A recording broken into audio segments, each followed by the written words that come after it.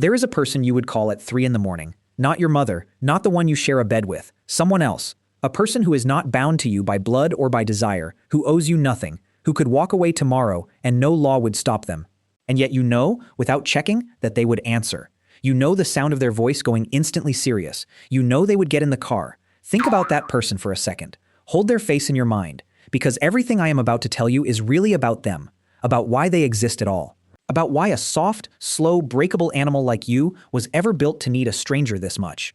We have a word for that person. We call them a friend. And it is such a small, worn-out word that we forget how strange the thing underneath it really is. So let me ask the question plainly. Did a hunter 20,000 years ago have a best friend? A specific person, not family, not a mate, who they chose and trusted above all the others?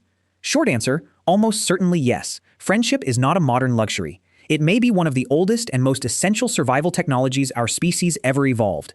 But here is the stranger truth, and I want you to sit with it. Your friendships, the whole tender architecture of them, are quietly built out of the same ancient machinery a monkey uses to pick lice out of another monkey's fur. The 3 a.m. phone call and the grooming hand are the same instinct wearing different clothes. I want to open this all the way up, because the deeper you go, the less friendship looks like decoration on a life, and the more it looks like the load-bearing wall. Later I will show you why your brain can only really hold about 150 relationships at once. A number carved into your skull by the size of an ancient social world. And I will show you why your 5 closest people sit in a special place inside that number. A place that is biologically expensive, that costs you real time and real chemistry to maintain. Stay with me. This is a story about you, wearing the mask of a story about the past. Let us start small and true. What is a friend actually? Strip away the sentiment, and you find something oddly precise. A friend is a non-relative you cooperate with when you do not strictly have to. That is the whole miracle in one sentence. Family cooperation is easy to explain. You share genes, so helping your sister helps copies of yourself survive. Evolution understands that math instantly. Mates are easy too. You cooperate to make children. But a friend? A friend shares none of your genes and gives you no offspring. On paper, helping them looks like pure loss. So why does every human culture ever studied have friendship? Why does it feel like one of the best things about being alive? The first answer came from a young biologist named Robert Trivers in 1971. He gave it a cold, beautiful name. Reciprocal altruism. The idea is simple and it is ruthless. I help you now, when it is cheap for me and precious to you. You help me later, when the situation is reversed. Neither of us keeps a written ledger, but something inside us keeps score anyway. Over a lifetime, 2 people who trade favors like this both come out far ahead of the loners who trade with no one. Trust, in this light, is not a soft feeling. Trust is a bet. It is you wagering that this person will be there when the wheel turns, and it is you who is bleeding. Now imagine that bet placed 20,000 years ago. You are a human on a cold plain. You are not fast. You have no claws. Your babies are helpless for years. One bad hunt, one broken leg, one bad winter, and you die. What saves you is not your body. What saves you is other people who have decided you are worth saving, so you spend your life quietly banking goodwill. You give meat away when you have too much, knowing hunger will find you next. You sit up with someone's sick child. You share the location of water. Every kindness is a deposit against a future you cannot see. A friend, in the deep past, was not company. A friend was insurance you could not buy.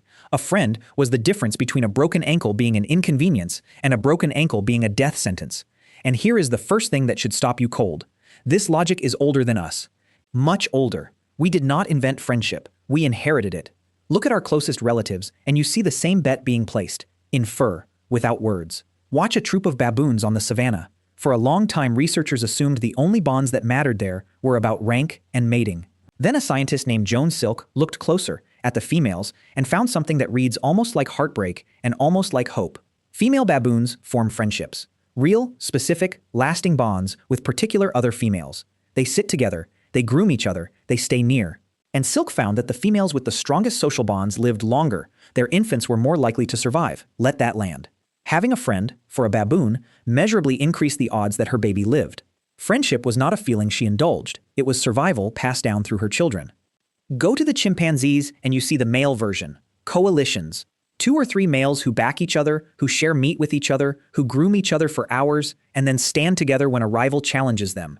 A chimp with reliable allies rises. A chimp with none stays at the bottom, or worse. These are not families. Brothers sometimes, but often not. These are chosen partnerships, maintained by effort, defended by loyalty. When you watch two old male chimps who have had each other's backs for 15 years, you are not watching an animal metaphor for friendship. You are watching the actual evolutionary root of the thing you feel. The bond came before the word. The word came very, very late. So the machinery is ancient. But how does the machinery actually work? What is friendship made of, physically, inside a body? This is where it gets stranger and more intimate than you might expect, because the glue is chemistry, and the original tool for spreading that glue was touch. Watch monkeys and apes for any length of time, and you notice they spend an astonishing amount of their day grooming, combing through each other's fur, cleaning, picking, stroking. We tell ourselves it is about hygiene, about removing parasites. It is partly that. But the numbers do not add up. They groom far more than any parasite could ever justify. Robin Dunbar, the researcher who has spent his life on this question, worked out what grooming is really for. It is not about clean fur. It is about the feeling grooming creates. When you are groomed, your brain releases endorphins, the same chemicals that flood you when you exercise hard, the body's own opiates, warm and calming and quietly addictive. To be groomed is to be soothed at the level of the nervous system. Grooming is how a primate says to one specific other primate, "You are safe with me and I with you." It is trust delivered through the skin. You feel the human version of this constantly, and you barely notice. The hand on your shoulder from a friend when the news is bad. The hug that lasts one beat longer than politeness requires. The friend who sits close on the couch, shoulder against shoulder, saying nothing. That is grooming. That is the same endorphin system your monkey ancestors used, still running in you, still spending its ancient currency. When touch from someone you trust makes the panic in your chest go quiet, you are not being sentimental. You are being dosed. Your oldest circuitry is doing exactly what it evolved to do. But here is the problem that changed everything, and this is the fact I want sitting near the center of this whole story. Grooming works beautifully for small groups. It is slow, though. You can only groom one individual at a time, and to keep a bond alive, you have to do it a lot. That is fine if your whole social world is 10 or 20 animals, but something happened in human evolution. Our groups got bigger and bigger. As our ancestors moved onto open, dangerous plains, there was safety in numbers, so the numbers grew, and suddenly there was a crisis of intimacy. If you have to physically groom every single person you want to stay bonded with, and your group has 150 people in it, you would spend almost half of every waking day grooming. You would starve. There are not enough hours. The old tool had hit a wall. So evolution found a workaround. And the workaround is the reason you are a talking animal. Dunbar calls it the grooming to gossip transition, and it is one of the most beautiful ideas in all of human science. If you cannot touch everyone, you invent a way to groom at a distance. You invent a way to groom many people at once. That invention is language. Not language for facts, not language for hunting instructions, language for connection. We call the everyday version of it gossip, and we say the word with a sneer, but Dunbar means something profound by it. The vast majority of human conversation is not about ideas. It is about people. Who did what? Who can be trusted? Who is with whom? How are you? How am I? That endless, warm, low murmur of talk about each other is not idle. It is vocal grooming. It is how you keep dozens of bonds alive at once, with your voice instead of your hands. Think about a phone call with your oldest friend. You talk for an hour, and afterward you could not name a single important thing that was decided. Nothing was decided. That was never the point. The point was the sound of the voices going back and forth. The point was the grooming. You hung up feeling held, and you were at the level of the chemistry. Human friendship broke free of the reach of the arm. Suddenly you could bond with someone across a valley, across a fire, across a phone line, across, eventually, the world. And laughter. I have to tell you about laughter, because it is grooming too, and it is one of the most underrated forces in your life. When you laugh, really laugh, with people, your body releases another flood of those same endorphins. Shared laughter is a bonding drug that groups of humans can trigger together, all at once, in a way no other tool allows. This is why the friend who makes you laugh until you cannot breathe holds a place nothing else can touch. You are not just enjoying them, you are being chemically bonded to them in real time by your own brainstem. The evolutionary reason humor exists at all may be exactly this. Laughter is grooming for a crowd. It is how a whole band of humans could stroke each other's nervous systems around a single fire, all together in the dark. So now we can see the shape of it. Friendship is a bet on the future, made ancient by baboons and chimps, glued together by endorphins, and scaled up by the invention of talk and laughter. Which brings us to the number, the one I promised you, the number hiding in your skull. Robin Dunbar started, of all places, with brains. He was comparing different species of primates, and he noticed a clean, almost eerie pattern. The bigger a species' neocortex, the outer thinking layer of the brain, the bigger the social group that species lived in. The relationship was so tight you could almost predict one from the other. Monkeys with small neocortexes lived in small troops. Apes with large ones lived in larger, more complex societies. The brain and the social world rose together, in lockstep. This is the social brain hypothesis, and its claim is staggering when you really hear it. The reason our brains got so big, the reason you have this enormous, hungry, expensive organ behind your eyes, may not be tools, may not be hunting, it may be each other. We grew these minds to keep track of one another, to remember who helped whom, who lied, who can be trusted, who is angry with whom and why. The human brain is, more than anything else, a machine for doing relationships. And relationships are hard. To hold a friendship in your mind is to track not just a person, but their feelings about you and their feelings about others and what they think you think about them. That is why it is expensive. That is why there is a limit. Dunbar took the pattern from all the other primates and did the obvious, audacious thing. He plugged in the size of the human neocortex and asked, what group size does our brain predict? The answer came back, about 150. This is Dunbar's number. It is roughly the maximum number of stable, meaningful relationships one human being can maintain at a time. Not faces you can recognize, which is far more. Not names in your phone. Real relationships. People you would not feel awkward joining uninvited for a drink. People who have a place in your world. And when he went looking for 150 in the real world, it was everywhere. It kept falling out of human history like a coin from a torn pocket.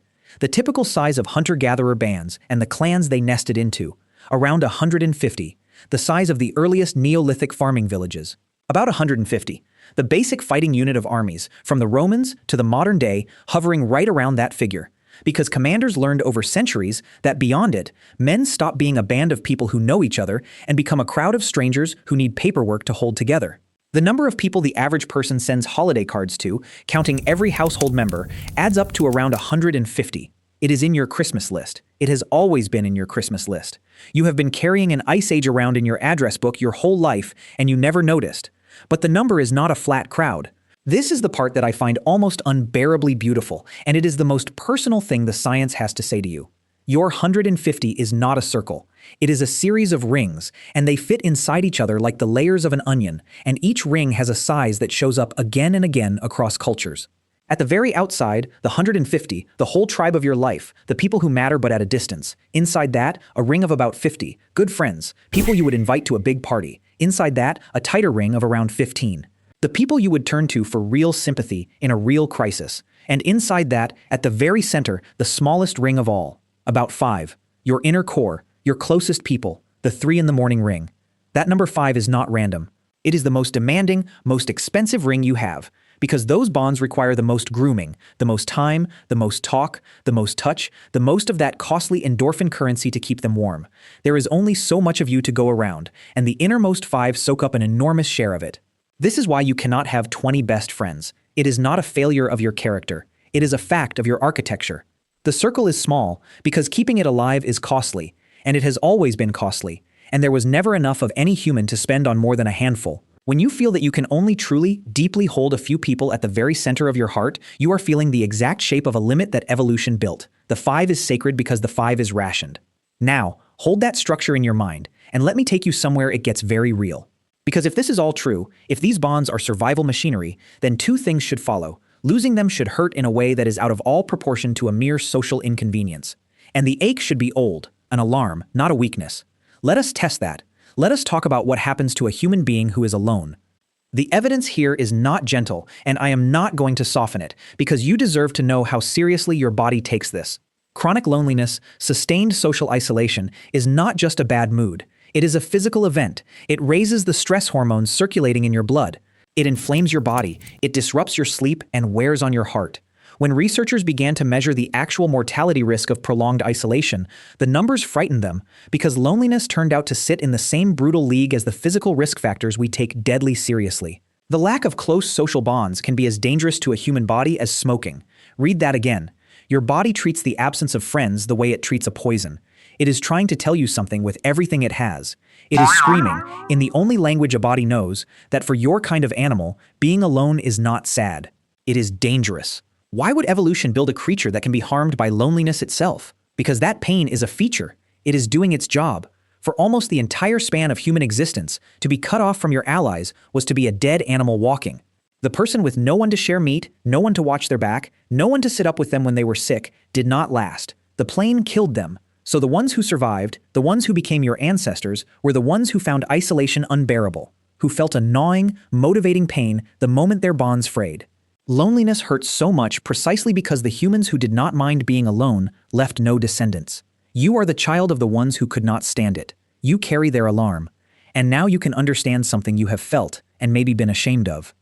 The specific, quiet grief of a friendship fading, not a fight, not a betrayal, just the slow drift, the texts that get shorter, the plans that stop being made, the person who was once in your ring of 5 sliding without anyone deciding it, out toward 15, then 50, then gone. You have felt that ache and told yourself it was silly. It is not silly. It is one of the oldest alarms you own. Some part of you, a part far older than your name, is registering the loss of an ally, and in the deep time that built that part, the loss of an ally was a genuine threat to your life. The grief is not an overreaction. The grief is an ancient instrument doing exactly what it was made to do, mourning a bond that once, quite literally, kept you alive. Which is the moment to reach back into the ground itself and ask whether we can see any of this in the actual record of the dead. And we can. Faintly, movingly, we can. Look at the burials. Across the ancient world, we find graves that hold more than one person, people laid to rest together, sometimes touching, sometimes arranged with care. Not all of them can have been family. Look at the skeletons that tell stories of survival that should have been impossible. A person with a healed broken bone, a devastating injury, a disability that would have made them unable to hunt or forage for months. That person did not die, which means, for all those months, someone fed them. Someone brought them water. Someone carried them. In the deep past, a healed injury is a fossil of compassion. It is proof, written in bone, that this community did not abandon its weak, and a great deal of that care, then as now, would have flowed along the lines of chosen bonds, not just blood. And look at what moved across the ancient landscape between people who were not kin: trade, objects of shell and stone that traveled hundreds of miles, hand to hand, far beyond any single group. Those exchange networks were not impersonal markets. They ran on relationships, named partnerships. We can see a living echo of it in hunter-gatherer peoples studied in modern times, like the exchange partnerships of the Kalahari, the hxaro system of the Kung, where individuals maintain lifelong gift-giving bonds with specific partners in distant bands. You give your partner a gift. Months or years later, a gift comes back. The objects almost do not matter. What matters is the relationship the gift keeps open. It is a friendship you can travel to. It is an ally in another valley, so that when your own land fails, when the rains do not come, you have somewhere to go and someone who is obligated by a lifetime of gifts to take you in. That is friendship, as a map of safe places. That is the 3 in the morning bond, stretched across geography and across years, holding a whole scattered world of people together with nothing but trust and memory. So let me now give you the full answer, not the half I gave you at the start, the whole thing. We are taught, quietly, that a life is built out of 2 great structures. Family, the blood you are born into, and a mate, the person you build a new family with. And that friendship is the nice thing around the edges, the optional warmth, the decoration. I want you to turn that completely upside down, because the deep history says it is upside down. Friendship is not the decoration. Friendship is core structural architecture. It is the specific, astonishing machinery that let a weak, slow, soft-bodied ape survive by binding total strangers, non-relatives, into networks of trust and care and mutual aid far larger than any family could ever be. Blood gave us a handful of allies. Friendship gave us the tribe. Friendship is how our ancestors turned a crowd of unrelated apes into something that could face the ice. Everything you feel about your friends is that machinery, still running, still warm. The comfort of being known by someone who chose to know you. The grief when one of them drifts. The particular safety of the person who would answer at 3 a.m. None of it is soft. All of it is load-bearing. It is the oldest survival system you have. Older than agriculture, older than language. As old as the grooming hand and the shared endorphin, and the bet on an uncertain tomorrow. So, did a hunter 20,000 years ago have a best friend? Yes, of course they did. They had someone whose voice went instantly serious, someone they would have crossed the dark to reach, because choosing a stranger, trusting them with your life, and letting yourself be known by them is not a luxury of the modern world. It is one of the oldest and most life-or-death things the human animal has ever done. Go call them.